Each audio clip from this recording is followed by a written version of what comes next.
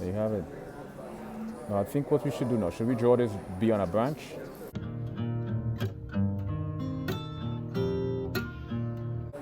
Because I'm using my hand, I'm freestyling.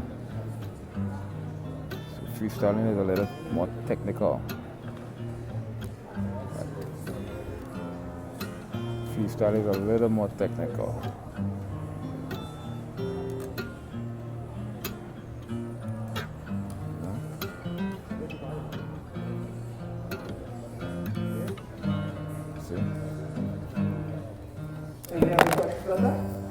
So basically, the whole objective is to be as intuitive as possible.